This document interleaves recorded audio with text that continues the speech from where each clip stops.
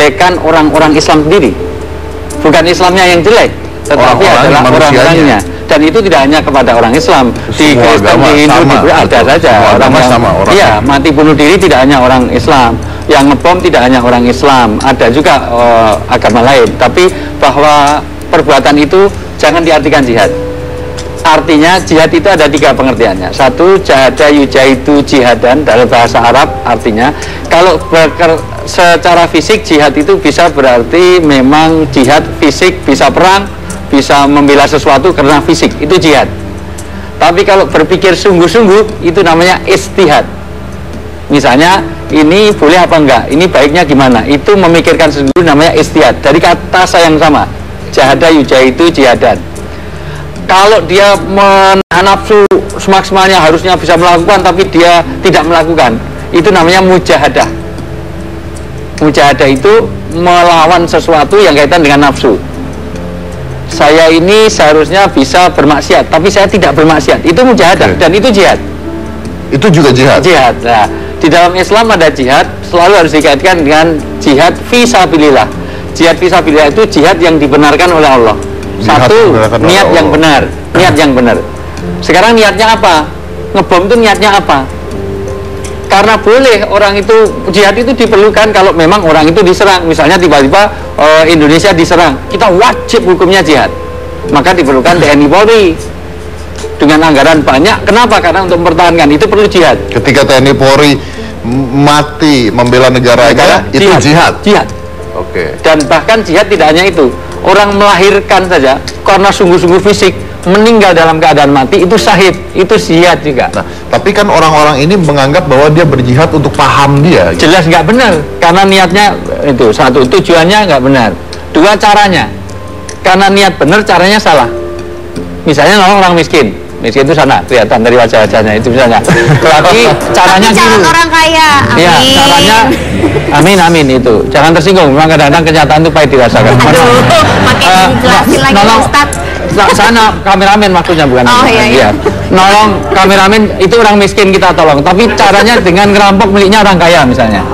Intinya. Jadi nolong orang miskin tapi ngerampoknya milik orang kaya. Tujuannya benar tapi caranya salah, nggak benar juga. Tetap tidak benar. Tetap nggak benar karena tujuan yang baik dengan cara yang baik.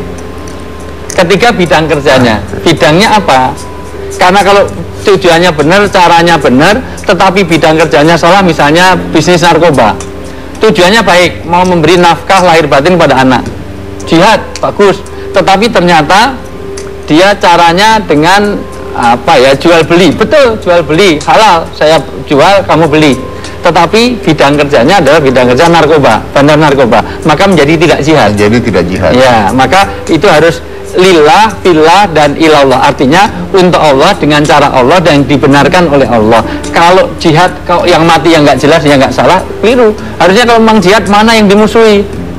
Dan boleh memusuhi seseorang kalau orang itu memusuhi kita. Dalam Islam itu perang saja, itu diatur, ada etikanya. Satu, perang itu tidak boleh merusak tempat ibadah. Ya, saya tahu itu. Jelas itu, walaupun itu mau gereja, kelenteng, Hindu, tidak boleh fasilitas umum, misalnya rumah sakit nggak boleh. Tidak boleh rakyat sipil, wanita dan anak-anak, kecuali wanitanya polwan atau TNI, itu boleh karena memang misalnya tugasnya gitu. Oke. Itu pun ada aturannya. Artinya dulu di zaman Nabi aja perang itu nggak boleh sampai merusak sumber air. Jadi perang terus airnya ditutup, itu karena itu fasilitas umum. Itu ada etikanya, apalagi kalau begini. Maka wajar dan saya sangat salut semua pimpinan agama, termasuk Muhammadiyah, NU, dan MUI, sekaligus Kementerian Agama, dari Polri, semuanya mengecam. Tidak ada satu nilai jihad pun di dalam peristiwa di Sarinah ini. Tidak ada satu pun yang membenarkan. Hatta itu ulama sebesar apapun, tidak ada yang membenarkan, bukan dengan cara itu. Jadi tetap itu sesuatu yang tidak bisa bernilai. Yang ditargetkan pun mereka nggak tahu, mereka nggak tahu suku apa, agama apa, dan sebagainya, mereka nggak tahu kan. Ini asal meledak saja ini. Jelas, itu namanya tahawur. Tahawur itu melakukan sesuatu yang tanpa ini, dan itulah perbuatan yang nanti membunuh satu orang yang dia tidak salah, dosanya seperti membunuh seluruh manusia yang ada di bumi ini. Betapa berat ditanggung dosanya. Itu diingatkan. Kalau menolong satu orang seperti menolong semua umat, dan kalau membunuh orang yang tidak bersalah, maka dosanya seperti orang yang masih hidup ini dibunuh semua. Berarti itu hukumnya yang luar biasa hukumnya. Makanya dalam Islam kalau membunuh itu harus dibayar dengan pembunuhan. Ustaz, ini mungkin kita keluar dari agama sekarang. Kita keluar dari agama karena saya tahu Ustaz juga ahli sosiolog dan sebagainya. Saya sendiri melihat dari psikologinya, seseorang bisa melakukan bom bunuh diri. Berarti kan harus ada cuci otak yang dilakukan kan? Luar biasa. Itu saya pernah diundang ke Inggris untuk dalam rangka itu, karena Tony Blair itu tidak bisa mengerti kenapa ada orang yang lahir di Inggris, dibesarkan di Inggris, mencari rezeki di Inggris, tapi mau bom bunuh diri di terowongan di Cub itu subway lah, gitu. Itu bahasa di sana biasanya Cub itu. Dan kenapa? Karena Tony Blair itu saya bayar pengawal saya jamin sampai 8 keturunan saya kasih, tapi suruh bunuh diri nggak mau. Nah, makanya. Nah inilah maka sesungguhnya ada sesuatu yang betapa pinternya. Kalau nanti kita buka, ada salah satu ketua Muhammadiyah sekarang, Haidar Nasir ini Pak Haidar Nasir ini punya penelitian tentang radikalisme. Nah, di antara radikalisme memang ini mudah-mudahan menjadi share yang baik, menjadi learning point bagi yang ada di sini maupun yang di rumah. Kadang-kadang orang itu didoktrin mudah sekali. Anda pengen surga? Ya. Anda kaya? Tidak. Terkenal juga enggak. Pinter juga enggak. Terus dari mana kamu dapat surga? Ya caranya jihad.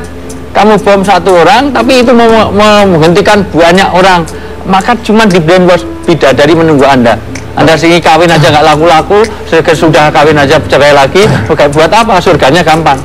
Nah itu kan sampai pada saat itu ada yang ketahuan bahkan dijanjikan 70. Betul, 70 bidadari. 70 bidadari menunggu. Dan itu brainwashnya. Itu kan maaf ya, itu kan sebenarnya hal yang bodoh untuk dipercaya orang, bukan? Maka itu bukan jahat, sebenarnya awalnya bodoh. Awalnya geblek. Iya. Kalau bahasa modernnya O2N. Iya. Bodoh Pak. Masa surga bisa dengan ngebom orang yang nggak bersalah? Nah, tapi lucunya, lucu. Tapi kalau kita lihat ya, kalau kita lihat dari kejadian sebelumnya nih ya, bahkan orang-orang yang melakukan itu bisa mengendarai pesawat terbang. Ini bukan orang bodoh loh, orang pinter ternyata. Makanya dalam agama orang bodoh itu bukan orang yang nggak tahu pengetahuan, tetapi orang yang tidak bisa mengendalikan nafsu dan tidak tahu nilai kebenaran. Yang dikatakan orang bodoh zaman Nabi itu ahli unta, ahli dagang, tapi dikatakan jahiliyah, orang bodoh, karena dia tidak tahu mana yang benar, mana yang salah.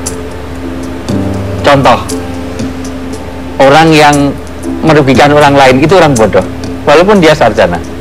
Contoh,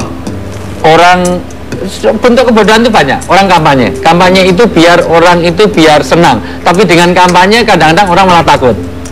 Knalpotnya dilepas biar suaranya kenceng, tapi dia sendiri disumpet kupingnya, kan bodoh. Kalau memang pinter harusnya knalpot dilepas, ganti pipa menuju telinga. Nah, itu pinter namanya.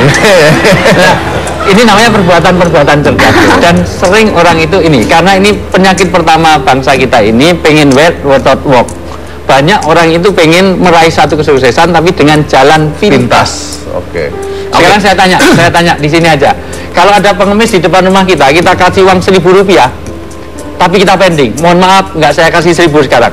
Minggu depan aja saya kesini saya kasih 5.000. Kira-kira pengemis pilih sekarang 1.000 apa minggu depan 5.000? Anda sangat menjiwai jadi pengemis, luar biasa. Bukan begitu. Artinya tahu kejiwaan maksud saya gitu, bukan kejiwaan. Dan itulah budaya instan, pengennya surga tapi pintas.